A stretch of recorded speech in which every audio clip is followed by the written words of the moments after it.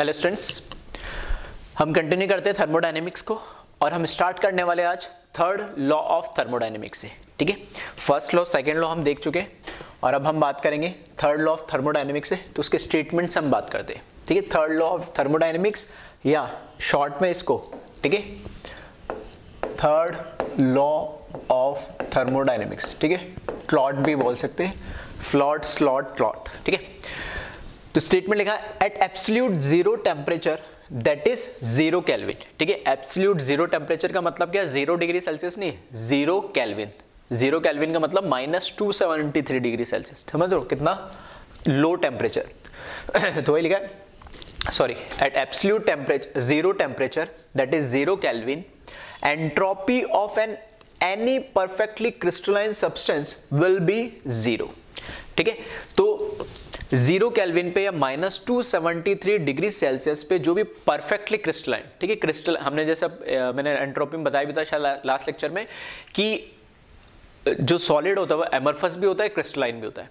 तो क्रिस्टलाइन को हम मान के चलते कि आइडियल स्ट्रक्चर रहता है, उसमें कोई डिफेक्ट नहीं रहते, लेकिन नेचर में हमें पता है आइडियल कोई चीज होती नहीं है।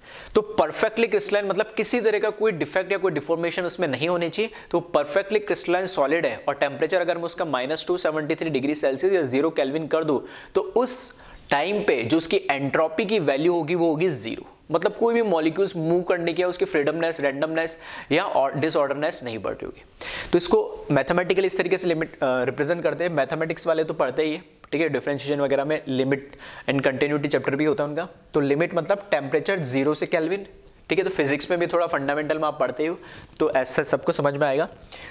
टेम्परेचर 0 केल्विन मतलब टेम्परेचर कहाँ 0 केल्विन को अप्रोच कर रहा है और उस केस में एंट्रोपी क्या हो जाएगी, 0 हो जाएगी। ठीक है, अब ऐसा हो क्यों रहा है, तो वही लिखा है on decreasing temperature molecular motion that is random motion also decreases and at absolute zero temperature all types of molecular motion ceases and entropy become 0। ठीक है, तो हमें पता है जैसे जैसे टेम्परेचर बढ़ता है तो काइनेटिक एनर्जी बढ़ती है, काइनेटिक एनर्जी बढ़ती है तो मॉलिक्यूल्स की क्या होगी, काइनेटिक एनर्जी बढ़ने से जो मूवमेंट होगा मॉलिक्यूल्स का धीरे धीरे क्या होने लगेगा, बढ़ने लगेगा।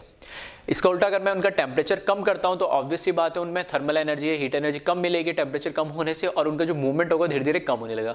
तो 0 केल्विन तक पहुंचने तो उनका जो मॉलिक्यूलर मोशन है ऑलमोस्ट स्टॉप हो जाएगा। सीजेस का मतलब स्टॉप हो जाएगा, रुक जाएगा, ना के बराबर हो जाएगा और वहां पर हम बोलेंगे इसका डिग्री ऑफ फ्रीडम क्या होगा, सॉरी डिग्री ऑफ फ्रीडम, या मैं बोल सकता हूँ एंट्रोपी एकदम क्या हो जाएगी, 0 हो जाएगी। डिग्री ऑफ फ्रीडम या डिसऑर्डरनेस या हम जो भी बोलते हैं रैंडमनेस वो सब कम हो जाएगा। ठीक है, तो इसको कॉपी करें पहले फिर हम चलते आगे। तो वीडियो पॉज करके इसको कॉपी कर लेना। अब यहाँ पे ठीक है, देखने में ये क्या है तो पहले बता दूं, एक न्यूमेरिकल है, क्वेश्चन है जो मैंने अननोन की फॉर्म में लिया, कोई मैंने यहाँ पे वैल्यूज नहीं दिए। ठीक है, इन जनरल में बात करने वाला हूँ। जो क्वेश्चन आएगा उसका एक छोटा सा पार्ट होगा। ठीक है, इस इतने बड़े क्वेश्चन का अगर आपको से पूछा गया तो क्वेश्चन का एक छोटा सा पार्ट होगा जो हमने पढ़ा उसी से रिलेटेड है। बस इसको मैंने थोड़ा सा बड़ा कर दिया ताकि सारी चीज मैं एक साथ बता दूं और कहीं से भी क्वेश्चन का कोई सा पार्ट पूछे तो आपको समझ में आए। इसमें क्या पूछा गया, calculate total entropy change when 1 mole of solid. ठीक है, entropy change when 1 mole of solid का नाम दे दिया A, कोई भी, एट T1 केल्विन। जो सॉलिड A है वो T1 केल्विन टेम्परेचर पे है, is converted to gas A। मतलब उस सॉलिड को मैंने किस में कन्वर्ट करना है, गैस में कन्वर्ट करना, एट T4 केल्विन। मतलब सॉलिड पे ए जो सब्सटेंस है वो सॉलिड फॉर्म में है, फॉर एग्जांपल आइस है, ठीक है, उसका मान लिया मैंने कुछ T1 टेम्परेचर, फॉर एग्जांपल मैंने मान लिया उसका -6 डिग्री टेम्परेचर है, -10 डिग्री टेम्परेचर है। ठीक है, तो 263 केल्विन हो जाएगा, ऐसा मान लो। यानी फिर मैंने बोला उसको मेरे को किस में, जो वाटर था उसको लिक्विड में नहीं गैस में या वेपर में कन्वर्ट करना और उसका भी टेम्परेचर दे दिया मैंने, फॉर एग्जांपल 115 डिग्री पे कन्वर्ट करना है, गैस तो 100 के ऊपर ही हो जाएगी, तो मैंने मान लिया ये 115 डिग्री सेल्सियस है, उसके अकॉर्डिंग केल्विन में मान लिया। ठीक है, तो क्वेश्चन ये सॉलिड है उसको गैस में कन्वर्ट करना, सॉलिड में है वो भी एक टेम्परेचर दे रखा, इस टेम्परेचर से गैस में इस टेम्परेचर तक लेकर जाना है। उसके आगे क्वेश्चन में लिखा है जो मेल्टिंग पॉइंट ऑफ सॉलिड है A का वो दे रखा है T2 केल्विन और उसने बोला जो मेल्टिंग पॉइंट है ना T2 वो जो उसका अभी सॉलिड जिस टेम्परेचर पे उससे ज्यादा टेम्परेचर है उसका, मतलब अभी जिस टेम्परेचर पे रखा अपने आप मेल्ट नहीं होगा, उससे हायर टेम्परेचर पे होगा, और वो कौन सा टेम्परेचर है, T2। फिर मेल्ट होने के बाद किस में कन्वर्ट हो गया, वो लिक्विड में। फिर उसके बाद इसने लिखा boiling point of E gas, जो गैस है उसका बॉइलिंग पॉइंट, जब मैंने बोल रहा हूं जो लिक्विड में अब कन्वर्ट हुआ T2 पे, फिर वो किसमें T3 केल्विन पे जाके क्या होगा, बॉयल होगा। फॉर एग्जांपल ये दे रखा है मेरे को 0 डिग्री, T2 क्या दे रखा है, 0 डिग्री दे रखा है उसका बॉइलिंग पॉइंट, जो कि 273 केल्विन हो गया। अब सॉरी मेल्टिंग पॉइंट, फिर जो बॉइलिंग पॉइंट है वो T3 मतलब 373 केल्विन हो गया। और ये भी लिख दिया कि T4 ज्यादा है T3 से, मतलब जो फाइनल टेम्परेचर दे रखा है वो T3 से ज्यादा है, मतलब उसके बॉइलिंग पॉइंट से भी हायर टेम्परेचर पे हमको लेके जाना है। फिर आगे दे दिया इसने specific heat at constant pressure of A solid, that is CPS, specific heat at constant pressure of A solid, ठीक है। CP और S क्यों लगाया, क्योंकि सॉलिड का है। फिर specific heat at constant pressure of liquid, उसी ए की लिक्विड फॉर्म की CPL होगी।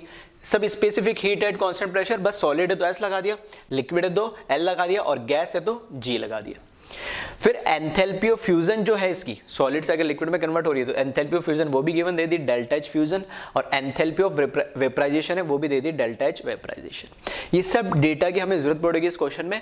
और अगर आपसे एग्जाम में अगर ये क्वेश्चन पूछा जाता है तो उसका एक पार्ट पूछा जाएगा क्वेश्चन के, उसमें जो जितने की जरूरत होगी वही आपसे इंफॉर्मेशन गिवन दे रखी होगी। सब अननोन के फॉर्म में मैंने लिया एक तरीके से।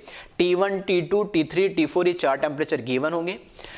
Enthalpy of specific heat at constant pressure of solid liquid gas ये गिवन है इसमें हमें, और एंथैल्पी ऑफ फ्यूजन और एंथैल्पी ऑफ वेपराइजेशन ये सब चीजें गिवन है। इसका मतलब ये है, ठीक है। तो एक बार पहले वीडियो पॉज करके इसको क्वेश्चन को कॉपी कर ले, फिर मैं इसको स्टार्ट करता हूं।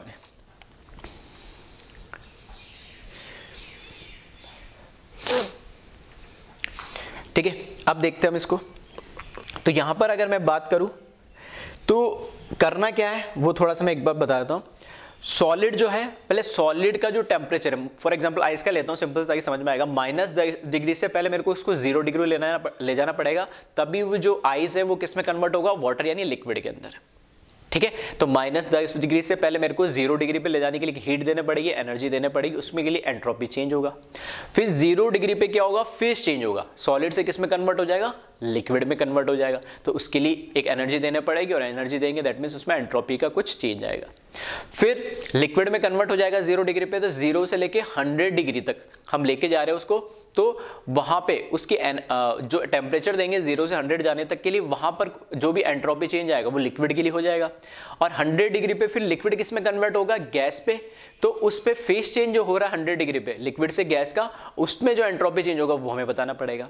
अब गैस में भी, गैस में कन्वर्ट होने के बाद गैस पे 100 डिग्री पे तो गैस में कन्वर्ट हो गया, अब 100 से मान लो 115 डिग्री जब ले गए हम गैस को, तो उसमें भी जो एनर्जी चाहिए होगी उसमें भी एंट्रोपी चेंज आएगा, ठीक है। तो एक तरीके से सॉलिड से लो टेम्परेचर से हाई टेम्परेचर, एक टेम्परेचर चेंज के लिए एंट्रोपी चेंज। फिर सॉलिड से लिक्विड फेज चेंज के लिए एंट्रोपी चेंज 2। फिर लिक्विड 0 डिग्री से 100 डिग्री टेम्परेचर चेंज के लिए एंट्रोपी चेंज 3। फिर चौथी 100 डिग्री पे, मतलब लिक्विड से वेपर में कन्वर्ट होने के लिए जो फेज चेंज के लिए एंट्रोपी चेंज है वो एंट्रोपी चेंज आ जाएगा, जो भी एनर्जी देंगे। और लास्ट में हम गैस को लोअर टेम्परेचर से हायर टेम्परेचर पे लेके जा रहे हैं, तो उसमें जो टेम्परेचर चेंज होगा वो क्या होगा, एंट्रोपी चेंज। तो दो काम हो रहे हैं, मतलब दो का मतलब एक तो टेम्परेचर चेंज कर रहे हैं जो सेम ही फेस में होगा, और एक फेस चेंज कर रहे हैं जो एक ही टेम्परेचर पे होगा, ठीक है। तो इसको स्टार्ट करते हैं।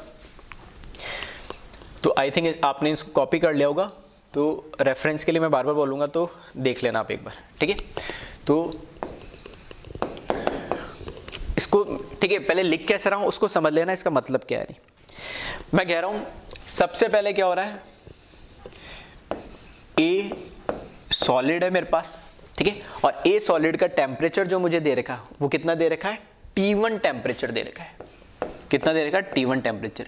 T1 टेम्परेचर से मैं ए सॉलिड को, ए सॉलिड में ही कन्वर्टेड है लेकिन T2 टेम्परेचर पे लेके जा रहा हूं, और ये T2 टेम्परेचर क्या है इसका, एक तरीके से टेम्परेचर चेंज करवा रहा हूं मैं सॉलिड को, -10 डिग्री से 0 डिग्री लेके जा रहा हूं। इस तरीके से मान के समझ के चलना।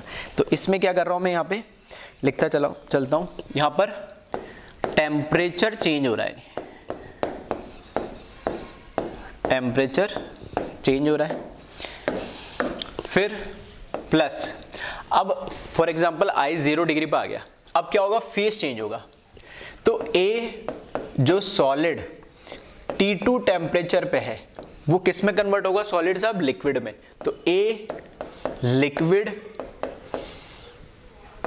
फेस चेंज ए के टेम्परेचर पे होता है क्योंकि हमें पता है फेस चेंज होगा तब वो क्या इक्विलिब्रियम में होगा, तो टेम्परेचर तो क्या होगा, सेम ही होगा, ठीक है। तो T2 टेम्परेचर पे सॉलिड से किस में कन्वर्ट हो जाएगा, लिक्विड में कन्वर्ट हो जाएगा। और इसको मैं क्या बोलूंगा, यहां पर फेस चेंज कर रहा हूं मैं इसका।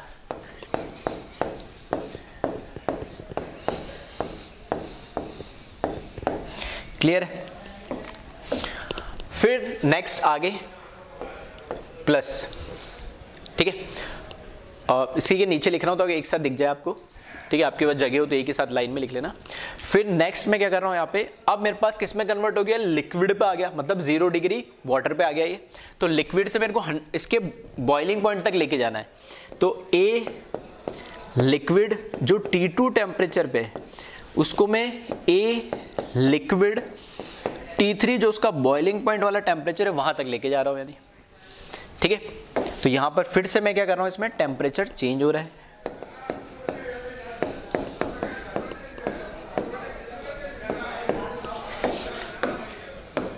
उसके बाद नेक्स्ट टेम्परेचर चेंज, मतलब लिक्विड 100 डिग्री पे आ गया वाटर, और 100 डिग्री पे इसका फिर क्या होगा, फेस चेंज होगा।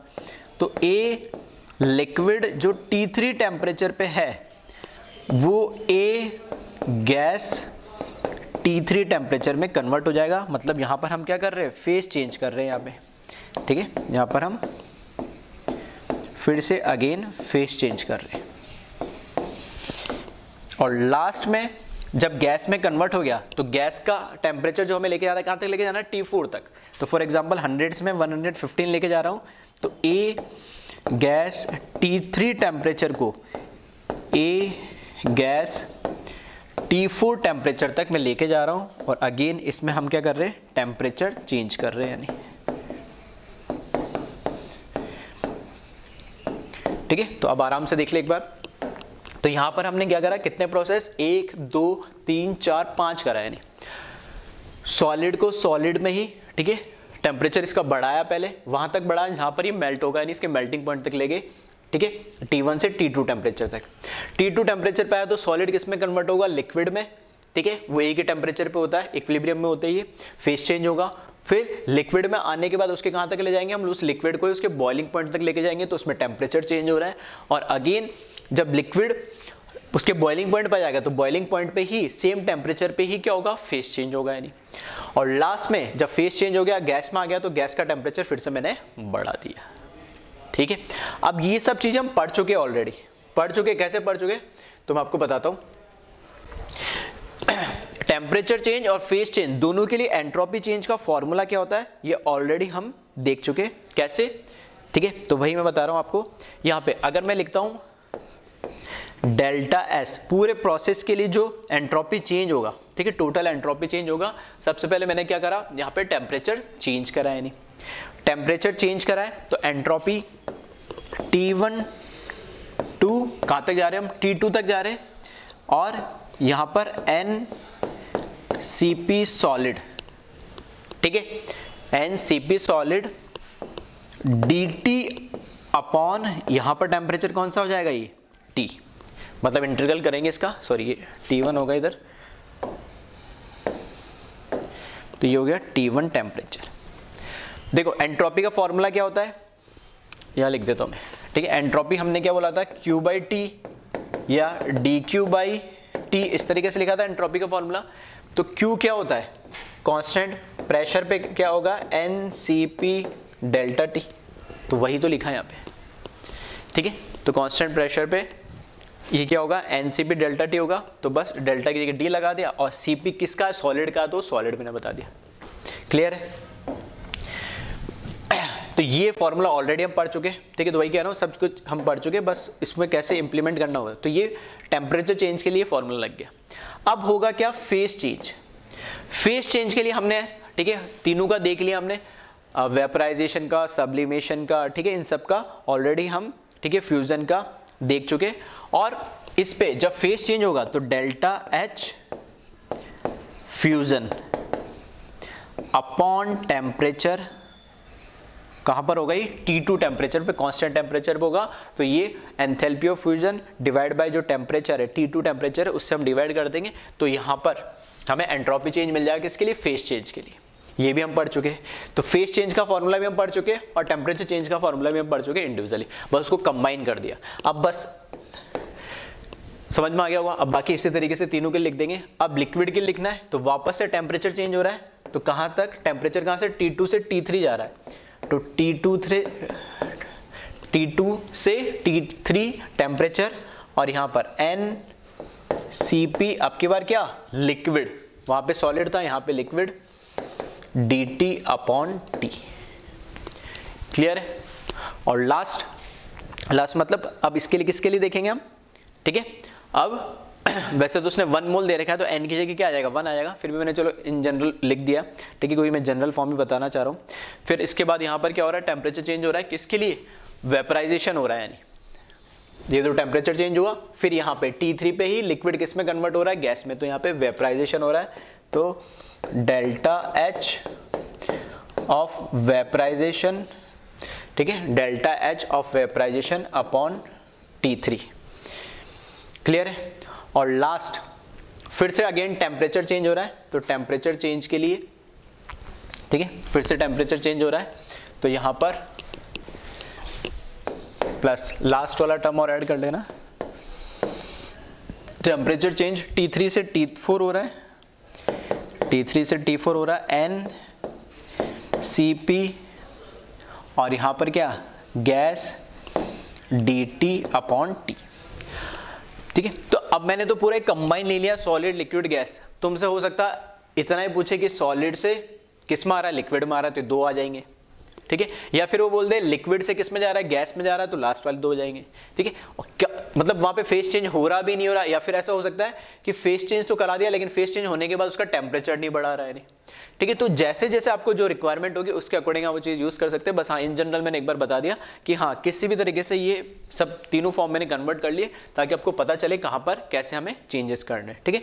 तो क्वेश्चन आपने नोट कर ही लिया होगा, तो एक बार इसका सॉल्यूशन भी आप ये कॉपी कर लेना, ठीक है। और फिर भी नहीं करा क्वेश्चन नोट तो एक बार फिर से वीडियो पॉज करके और यहाँ से क्वेश्चन को नोट कर कॉपी कर लेना, ठीक है। ये आपका क्वेश्चन हो गया और इसके नीचे इसका ये सॉल्यूशन हो गया, तो वीडियो पॉज करके इसको कॉपी कर लेना है।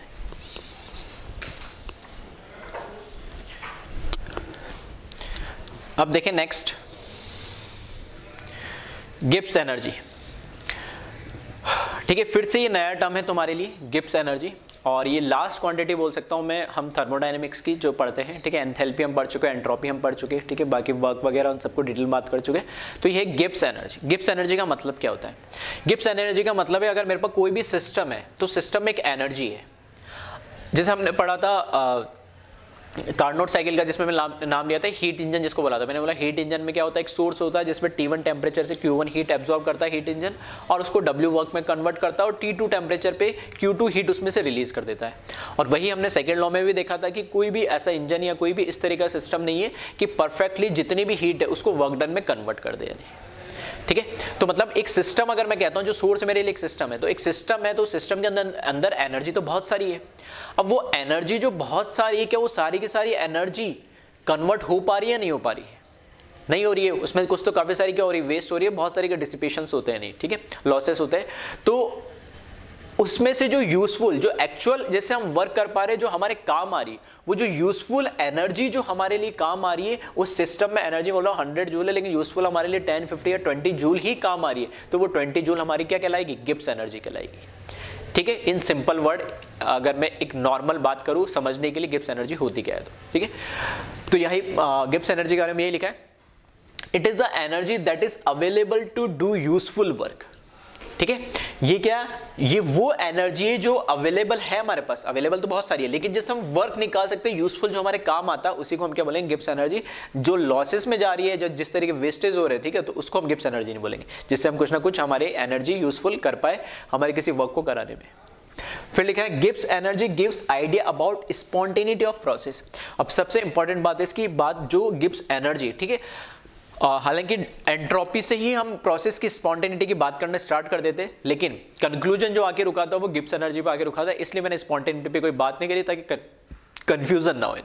ठीक है, तो यहां पर हम स्पॉन्टेनिटी जो है, स्पॉन्टेनिटी का मतलब है कि कोई भी नेचर के अंदर प्रोसेस जो है वो स्पॉन्टेनियस है या नॉन स्पॉन्टेनियस है। स्पॉन्टेनियस का मतलब है जो अपने आप होता है, और नॉन स्पॉन्टेनियस जो अपना आप नहीं होता, उसके बारे में हम ऑलरेडी बात कर चुके हैं। स्पॉन्टेनियस में भी हमने बोला था विदाउट इनिशिएशन और विद इनिशिएशन वाली बात करी थी। ठीक है, अब यहां पर ठीक है, तो ये जो गिब्स एनर्जी एक्चुअल में हमें बताएगा कि अगर मुझे किसी गिब्स एनर्जी पता लग जाए तो मैं बता सकता हूं कि ये प्रोसेस कैसा होगा, स्पॉन्टेनियस होगा, नॉन स्पॉन्टेनियस होगा। फिर लिखा it is a state function and extensive property. ठीक है, ये भी प्रॉपर्टीज हम ऑलरेडी बात कर चुके हैं। ये इनिशियल और फाइनल स्टेट पे डिपेंड करेगा, पाथ पे डिपेंड नहीं करेगा। और एक्सटेंसिव प्रॉपर्टी मतलब क्या है, मास पे डिपेंड करेगा ये। ठीक है, इंटेंसिव मतलब इंडिपेंडेंट ऑफ मास, एक्सटेंसिव मतलब डिपेंडेंट ऑन मास। मैथमेटिकली अगर इसकी बात करें तो mathematically it is represented by G. Gibbs energy को किससे रिप्रेजेंट करते हैं, जी से, कैपिटल जी से रिप्रेजेंट करते हैं। Is equals to H minus T, H enthalpy, T temperature, S entropy. ठीक है, अब इस केस के अंदर हम क्या है, तो एक बार पहले वीडियो पॉज कर, चलो मैं बता ही देता हूं, फिर बाद में कर लेना है। ठीक है, G equals to H minus T S जो है, ठीक है, G equals to H minus T A. तो यहां पर मैं क्या कर दे रहा हूं, इनका डिफरेंशिएशन कर देता हूं। यहां पे भी D लगा दिया, यहां पे भी DH लगा दिया, माइनस यहां पे क्योंकि मल्टीप्लीकेशन में तो T इंटू एस डी लगा दिया। ये DG एज इट इज है, ये DH आ जाएगा। इसको डिफरेंशिएट करेंगे कैसे, T को कांस्टेंट रखा, S का डिफरेंशिएशन, ठीक है, माइनस तो दोनों में आ जाएगा, ब्रैकेट में लगा दो या कैसे भी कर लो। ठीक है, फिर s को एज इट इज रखा और t का डिफरेंशिएशन ये। क्लियर है, तो यहां पर आ जाएगा ये dg इक्वल्स टू, ब्रैकेट में हटा दे रहा हूं, तो माइनस टी डी एस और माइनस एस डी टी। अब जो गिब्स एनर्जी की हम बात करेंगे, ठीक है, कांस्टेंट टेम्परेचर एंड प्रेशर की बात करेंगे। तो अगर मैं लिखता हूं at constant temperature, that is constant temperature का मतलब क्या है, जो डेल्टा टी और क्या बोल सकता हूं मैं, D T is equals to क्या हो जाएगा, जीरो, और delta T D T equals to zero होते ये वाला टर्म, क्योंकि डी टी जैसे जीरो को तो ये वाला टर्म कैंसिल हो जाएगा, तो यहां से, ठीक है, यहां से ये टर्म कैंसिल आउट हो जाएगा, ये जीरो हो जाएगा। ठीक है, तो यहीं पे लिख रहा हूं मैं एस डी टी वाला जो टर्म है वो क्या हो जाएगा, जीरो हो जाएगा। यहां पर देखिए D G is equals to D H minus T D S, ये एक्चुअल में एंट्रोपी का फॉर्मूला है। डी के फॉर्म में लिखो, और ठीक है, बड़ा हो तो डेल्टा के फॉर्म में लिख ले आप, और delta G equals to delta H minus T delta S. ठीक है, कैसे भी आप इसको लिख ले।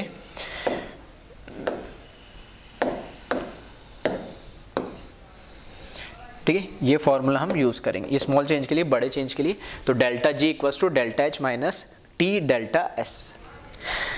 तो इसको एक बार कॉपी कर ले आप।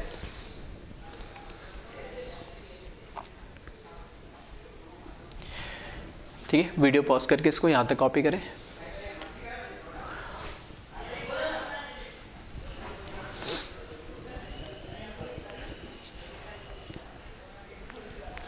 ठीक है, इसको कॉपी कर लेना वीडियो पॉज करके। इसके आगे बढ़ते हम। अब यहां से मैंने बोला कि प्रोसेस की स्पॉन्टेनिटी हमें पता लगती है कि प्रोसेस कैसा है, स्पॉन्टेनियस है, नॉन स्पॉन्टेनियस है, तो कैसा पता लगेगा। ठीक है, तो आपको ध्यान रखना है, तीन कंडीशन हो सकती है। इफ, ठीक है, first condition if delta G is negative, मतलब डेल्टा एच टी और डेल्टा एस इनकी वैल्यू हम डालें और इसको कैलकुलेट करें, वैल्यू कितनी आ रही है नेगेटिव में वो मतलब नहीं, अगर ये ओवरऑल सिंबल नेगेटिव आया, ओवरऑल सिंबल डेल्टा एच और टी माइनस डेल्टा एस, इसको सॉल्व करने पे ओवरऑल सिंबल मान लो -30, -150, -800, ठीक, कितना स्पॉन्टेनियस होगा अलग बात है, लेकिन स्पॉन्टेनियस होगा मतलब प्रोसेस अपना आप होगा, तो वो क्या कहलाएगा, नेगेटिव होने पे, which means that is spontaneous process,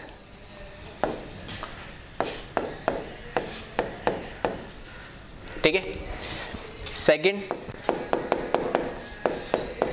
if delta G is equals to 0 हो जाए, तब हम बोलेंगे जो प्रोसेस है वो किसके अंदर है, इक्विलिब्रियम के अंदर है, यानी ठीक है। इक्विलिब्रियम हमारा नेक्स्ट चैप्टर है, उसमें और हम डिटेल में पढ़ेंगे, लेकिन वो है कि वहां पर वो प्रोसेस क्या है, ना तो स्पॉन्टेनियस है ना नॉन स्पॉन्टेनियस। हम बोलेंगे प्रोसेस कहां पर एग्जिस्ट कर रहा है, इक्विलिब्रियम पे एग्जिस्ट कर रहा है। और third condition, if delta G is positive, इसकी वैल्यू पॉजिटिव आ जाती है, तब हम ये बोलेंगे ये नॉन स्पॉन्टेनियस प्रोसेस होगा, ठीक है। मतलब इस प्रोसेस को कराने के लिए हमने कुछ ना कुछ एक्सटर्नल एनर्जी, फोर्स, प्रेशर, ठीक है, कुछ ना कुछ हमें कंटिन्यूस को प्रोवाइड करना पड़ेगा। तो ये जो 3 कंडीशन है इनको आप हमेशा ध्यान रखना। ये सिर्फ ऐसा ही नहीं है थर्मोडायनेमिक्स में, केमिस्ट्री जब तक पढ़ोगे 11-12 में, उसमें कहीं ना कहीं, ठीक है, मेटलर्जी से लेके इक्विलिब्रियम से लेके और जितने भी प्रोसेस के, ठीक है, ऐसा नहीं कि सिर्फ फिजिकल में, इनऑर्गेनिक में भी काम आ जाता है, ऑर्गेनिक में भी काम आएगा ये, ठीक है। तो डेल्टा जी का ये इतना मतलब तो आपको पता ही होना चाहिए कि नेगेटिव का मतलब क्या होता है, स्पॉन्टेनियस बताता है, डेल्टा जी 0 का मतलब इक्विलिब्रियम बताता है, और डेल्टा जी पॉजिटिव का मतलब नॉन स्पॉन्टेनियस बताता है, ठीक है।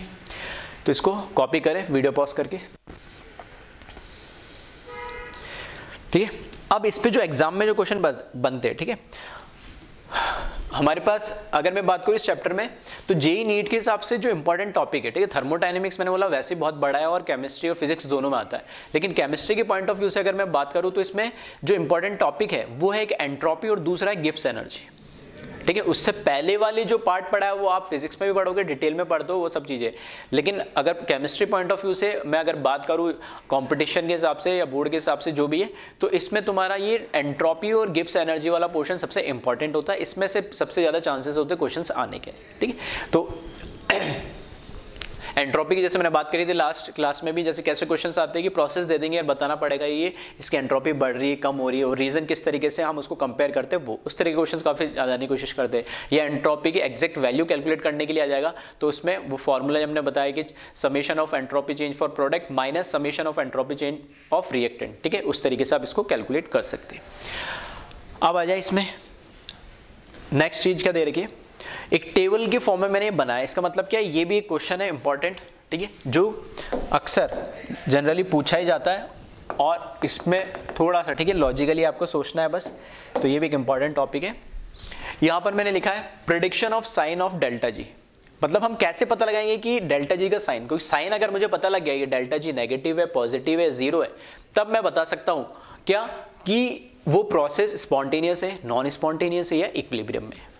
तो कैसे पता लगेंगे, तो हमें पता है डेल्टा जी का जो फॉर्मूला है वो है delta H minus T delta S. अब 2 पॉसिबिलिटी है, जो टेम्परेचर वो तो कांस्टेंट रहेगा, तो जो टेम्परेचर हमें गिवन है वो तो होगा ही होगा। अब डेल्टा एच की वैल्यू क्या आ रही है और डेल्टा एस की वैल्यू क्या आ रही है, वो डिसाइड करेगा कि डेल्टा जी की वैल्यू क्या होगी। तो यहाँ पर इसलिए फर्स्ट कॉलम में मैंने लिखा डेल्टा एच, सेकेंड कॉलम में लिखा है मैंने डेल्टा एस, थर्ड कॉलम में बताया कि अगर ये दोनों के साइन अगर मुझे पता लग जाए, ठीक है, दोनों की वैल्यू अगर मुझे पता लग जाए, तो डेल्टा जी की वैल्यू क्या होती है। यहाँ हम एग्जैक्ट वैल्यू की बात नहीं करने वाले, हम साइन प्रेडिक्ट करने वाले, नेगेटिव, पॉजिटिव या 0, ठीक है। तो डेल्टा जी, इन दोनों के साइन पता लग गया तो मैं डेल्टा जी का साइन भी पता कर सकता हूँ। फिर टेम्परेचर तो कांस्टेंट ही होगा, लेकिन टेम्परेचर कम ज्यादा करने से भी क्या फर्क पड़ रहा है उसकी हम बात करेंगे। और लास्ट में नेचर ऑफ प्रोसेस, ठीक है, नेचर ऑफ प्रोसेस का मतलब है कि प्रोसेस स्पॉन्टेनियस होगा, नॉन स्पॉन्टेनियस होगा, उन सब की हम बात करेंगे। फिर से बोल रहा हूं, यहां पे हम सिंबल की बात करने वाले, किस तरह का सिंबल होगा नहीं, ठीक है। जैसे एक मैं बताता हूं आपको ताकि थोड़ा और क्लियर होगा। अगर मैंने बोला डेल्टा एच, इसमें भी 3 पॉसिबिलिटी हो सकती है, नेगेटिव, 0 या पॉजिटिव। तो मैंने बोला डेल्टा एच कैसा है, नेगेटिव है, डेल्टा एच की वैल्यू कैसी है, नेगेटिव, ठीक है। अब डेल्टा एच की वैल्यू नेगेटिव है तो डेल्टा एच की 2 पॉसिबिलिटी, इसकी नेगेटिव से इसकी 2 पॉसिबिलिटी हो सकती है डेल्टा एच की, या तो पॉजिटिव होगा या नेगेटिव होगा, ठीक है। तो अगर मैंने मान लिया इनिशियली ये कैसा है, डेल्टा एच भी पॉजिटिव, तो अब देखिए डेल्टा जी का सिंबल क्या होगा, यहीं पे लिख रहा हूं मैं, ठीक है, हटा दूंगा वापस। डेल्टा एच का मतलब है नेगेटिव, इस फॉर्मूले के अकॉर्डिंग है ना, इक्वल्स टू नेगेटिव वैल्यू आएगी, इस तरीके से लिख रहा हूं मैं। फिर ये फॉर्मूले का नेगेटिव माइनस टी, कुछ टेम्परेचर दे रखा होगा, और डेल्टा एस की वैल्यू आ रही है पॉजिटिव, ठीक है।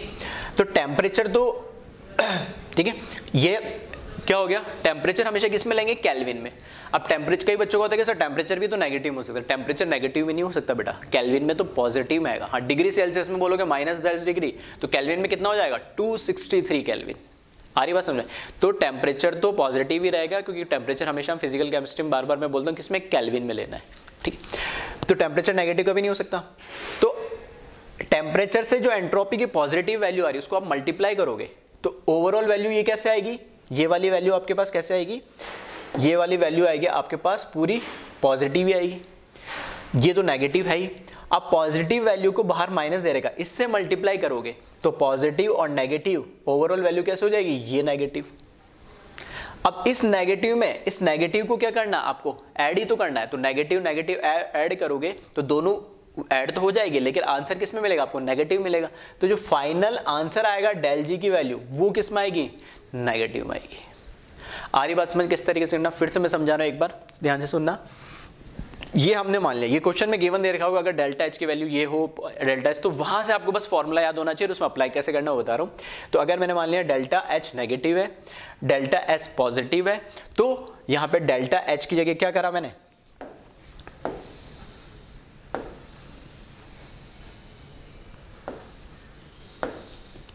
ठीक है। तो यहां पर मैंने क्या करा, delta equals to delta H की जगह क्या लिखा मैंने, फॉर एग्जांपल लिख दिया -3 और सिंपल, फिर लिखा माइनस, टेम्परेचर मैंने मान लिया 10 डिग्री है, 10 डिग्री है मतलब 283 केल्विन आएगा, ठीक है। और डेल्टा एस की वैल्यू पॉजिटिव, पॉजिटिव मतलब +5 मान लिया मैंने। अब क्लियर है? तो यहां से 283 को 5 से मल्टीप्लाई करोगे तो एक वैल्यू आएगी, और वो वैल्यू आएगी उसके आगे क्या लगा हुआ है, माइनस, और जो भी वैल्यू माइनस लगा हुआ है और इसमें ये -3 भी हमें क्या कर देना है, ऐड कर देना है। तो ओवरऑल जो वैल्यू मिलेगी वो किस में मिलेगी, नेगेटिव में मिलेगी जो भी। अब वैल्यू कुछ भी हो, लेकिन सिंबल अगर मुझे पता लगे ये नेगेटिव है तो मैं बता सकता हूं कि नेचर जो है, ठीक है, जो नेचर है प्रोसेस का वो कैसा होगा। तो डेल्टा जी जैसे ही नेगेटिव होगा तो हम प्रोसेस क्या बोल देंगे, वो प्रोसेस कैसा हो जाएगा, स्पॉन्टेनियस, ठीक है। तो यहां पर मैं डायरेक्ट लिख रहा हूं, यहाँ पे इसकी जगह पे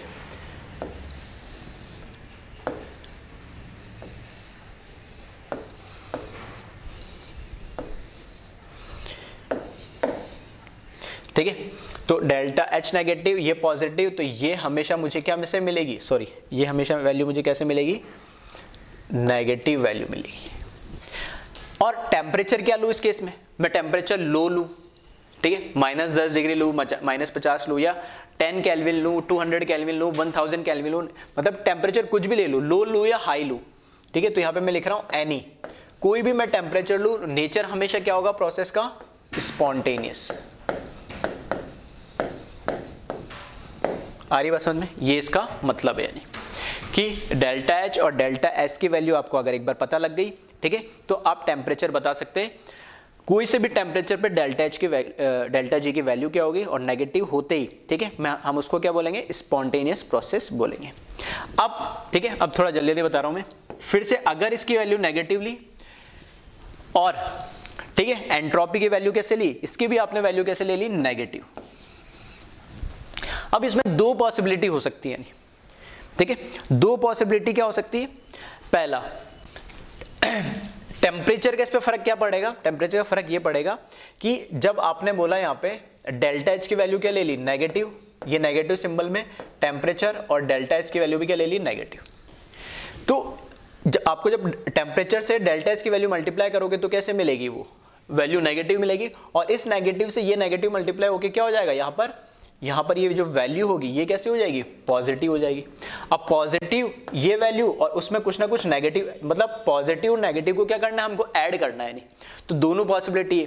क्या हो सकता है, पॉसिबिलिटी हो सकता है कि डेल्टा जी एक बार नेगेटिव भी आ जाए ऐड करने पे, अगर नेगेटिव की वैल्यू बढ़ी हुई, और ये पॉजिटिव भी आ सकती है अगर पॉजिटिव की वैल्यू बढ़ी हुई। तो दोनों पॉसिबिलिटी, इस केस में पॉसिबिलिटी एक ही थी, यानी कि हमेशा नेगेटिव ही आना है। तो दोनों पॉसिबिलिटी है, तो दोनों पॉसिबिलिटी किस पे डिपेंड कर रही है, अब मैं बोलूंगा यहाँ पे अगर जो ये टेम्परेचर दे रखा है, अगर टेम्परेचर की वैल्यू कम है, छोटी वैल्यू है टेम्परेचर की, तो कम नंबर से इसको मल्टीप्लाई करना पड़ेगा। कम नंबर से इसको मल्टीप्लाई करेंगे तो ओवरऑल जो ये पॉजिटिव वैल्यू आएगी नेगेटिव और नेगेटिव एंट्रोपी की, और ये बाहर नेगेटिव को मल्टीप्लाई करेगा, ओवरऑल जो वैल्यू आएगी वो क्या हो जाएगी, पॉजिटिव हो जाएगी। तो अगर छोटा नंबर होगा तो पॉजिटिव वैल्यू कम हो जाएगी, हम ऐसा मान लेते हैं, और पॉजिटिव वैल्यू कम हो जाएगी तो नेगेटिव ज्यादा हो जाएगी, और नेगेटिव ज्यादा होगी तो प्रोसेस कैसा आएगा, नेगेटिव, और कैसा हो जाएगा, स्पॉन्टेनियस। तो कंक्लूजन ये है कि अगर, ठीक है, फिर से बता रहा हूं क्या बोला मैंने,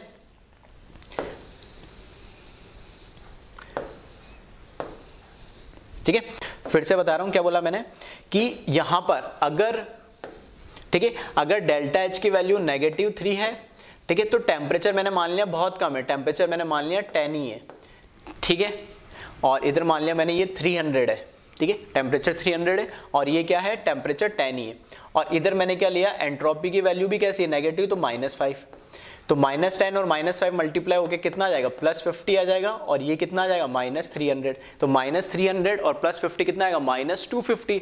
मतलब ये कैसा प्रोसेस हो जाएगा, नेगेटिव, डेल्टा जी की वैल्यू नेगेटिव, मतलब स्पॉन्टेनियस हो जाएगा। मतलब मैं बोल सकता हूँ कि कहीं ना कहीं जो वैल्यू है, अब इसी का मैंने उल्टा कर दिया, उल्टा क्या कर दिया, 10 की जगह यहाँ पर क्या कर दिया मैंने, टेम्परेचर को 100 कर दिया। अब ये क्या हो जाएगा, 500, पॉजिटिव वाली 500 होगी, ये नेगेटिव तो पॉजिटिव है।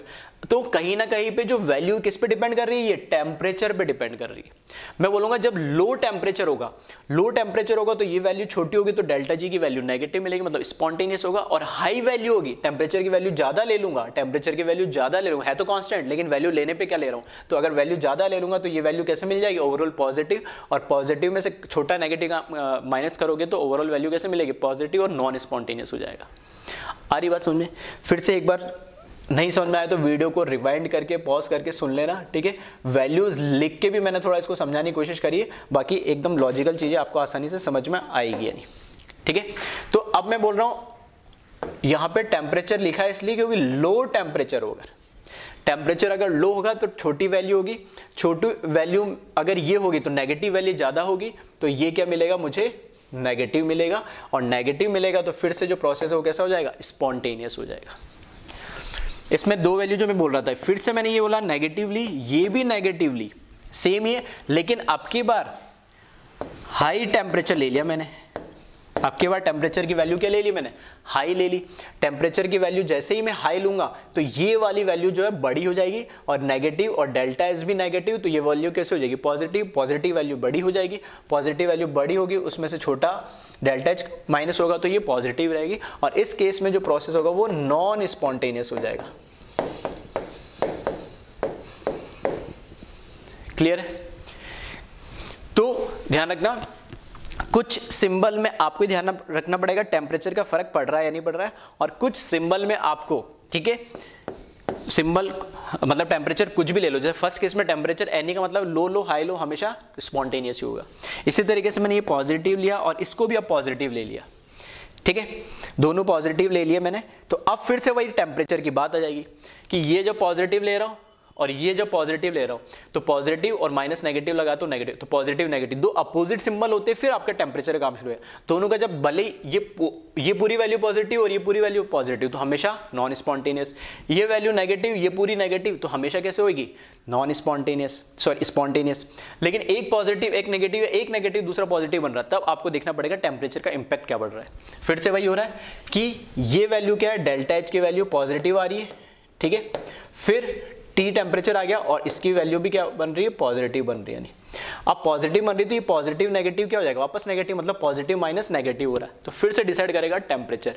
अब की बार टेम्परेचर क्या होना चाहिए, ये नेगेटिव वैल्यू ज्यादा होने के लिए टेम्परेचर क्या होना चाहिए, हाई, ठीक है। तो अगर फिर से मैं बोलता हूं, अगर लो टेम्परेचर यहां मैं कर देता हूं, टेम्परेचर अगर मैं लो कर देता हूं तो पॉजिटिव जो नेगेटिव वैल्यू होगी वो कम मिलेगी, और नेगेटिव वैल्यू कम मिलेगी टेम्परेचर लो करने पे, तो ये पॉजिटिव वैल्यू क्या हो जाएगी, बढ़ जाएगी। पॉजिटिव वैल्यू बढ़ जाएगी तो ये कैसा हो जाएगा, नॉन स्पॉन्टेनियस हो जाएगा प्रोसेस,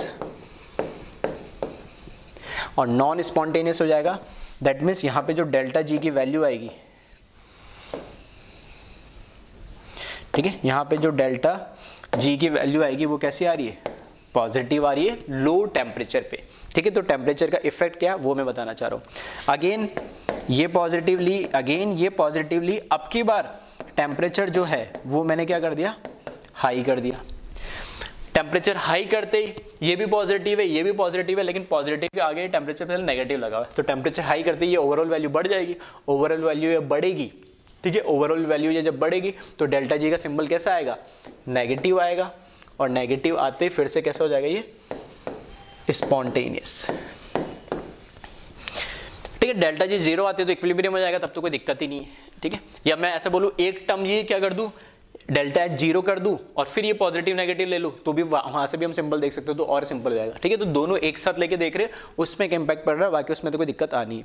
और लास्ट कॉम्बिनेशन क्या है, अगर ये पॉजिटिव हो जाए और ये अगर क्या हो जाए, डेल्टा एच नेगेटिव हो जाए, तब देखना इसमें डेल्टा एच तो क्या हुआ, ये पॉजिटिव हुआ, ये नेगेटिव, ये टेम्परेचर, और यहाँ पर ये नेगेटिव। अब इस केस में ये नेगेटिव नेगेटिव क्या हो जाएगा, फाइनल पॉजिटिव, ये भी पॉजिटिव, ये भी पॉजिटिव। टेम्परेचर लो हो या हाई हो कोई फर्क ही नहीं पड़ना, एनी टेम्परेचर हमेशा कैसा आना है, ये लो या हाई टेम्परेचर हमेशा पॉजिटिव ही आना है, और पॉजिटिव आना है तो मतलब कैसा हो जाएगा, ये नॉन स्पॉन्टेनियस प्रोसेस हो जाएगा, ये नॉन स्पॉन्टेनियस प्रोसेस हो जाएगा। तो यहाँ पर भी लिख लेना आप कि ये ओवरऑल वैल्यू आपको कैसे मिलेगी, पॉजिटिव ही मिलेगी। तो इसकी 6 कॉम्बिनेशन हो सकते हैं जो मैंने आपको बता दिया। एक बार फिर से वीडियो को पॉज करके और आराम से सुनना, सब चीज़ें आपको आसानी से समझ में आएगी, ठीक है। तो कॉपी कर इसको।